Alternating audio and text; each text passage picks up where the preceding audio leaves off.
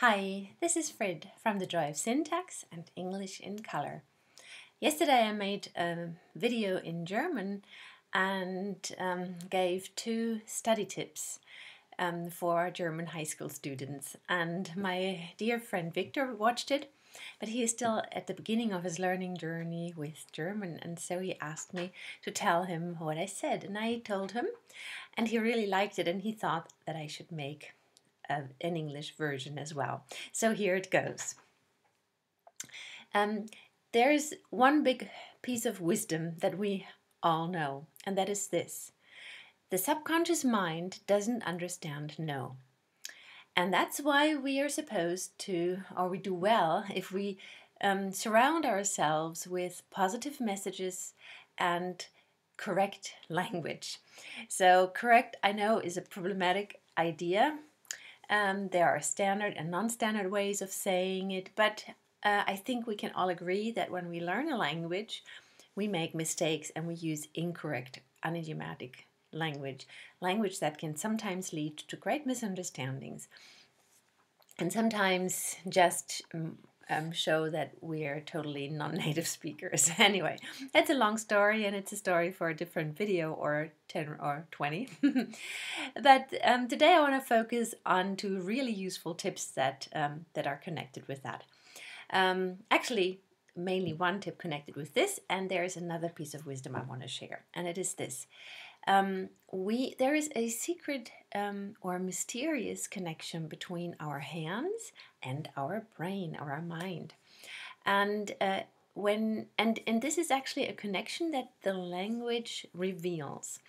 When kids are small, they grasp things with their hands, and so you can see them grasping their toys, and they're trying to get a grasp on the world by touching things.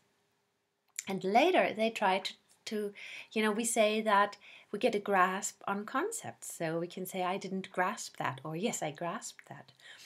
And the same is true for German, by the way. For those of you who know German, I'll just mention it. We say in German, die Kinder begreifen die Welt. And then that means they actually, they touch things. Begreifen is to touch, and it's the same word as grasp. And then later you do that mentally, and then there is even the noun Begriff. It's sort of the grasp, but it's an intellectual, conceptual thing. And so these 2 things two things that we know about, that the subconscious mind doesn't understand no, and that there is a magic connection between the hands and the mind, that we should benefit from that understanding. But this really hasn't reached the language classroom yet. And so I wish that we would give our kids more input, more correct and standard input during their learning phase, and that we wouldn't ask them to produce output, at least not really, not free output. If you imitate and you repeat things, that's great, and if you do it with joy, that's really a must. I mean, it's really much more effective. But creating before you really have grasped the language is damaging, because when you produce wrong language, and especially when you write it down, then you reinforce the non-standard, or the wrong way, the unidiomatic way.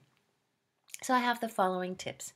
When you have to do your homework, sometimes you get these not so fun gap texts, or you have to write little essay answers or what have you.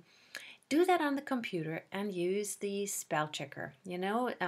Word and Pages, I know those 2 programs, they have their spell checkers, and you can choose American or British English or German, and you have different kinds of German. So choose the type of language that you're producing, and then use the spell checker and the grammar checker like crazy. Those tools aren't perfect, and they can drive you crazy when you're a beginner, and there are some some scribbles there, and you don't know what the word what the spell checker or the grammar checker means, because you don't have enough resources yet to improve. But anyway, it can help you at all levels. And when you type, you won't remember it because the typing is not really begreifen. It's a different sort of thing. So when you type things, you don't remember them as well. At least many people don't. So that's good because when you then type mistakes, they don't stay in your mind as much. And you will also get corrections. And then, but you want to have input with your writing, and so what you do is you copy beautiful and authentic and useful sentences.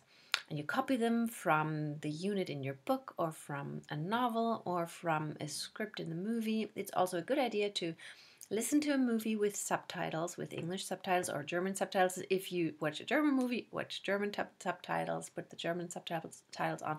And if you watch an English or American movie, put the English subtitles on.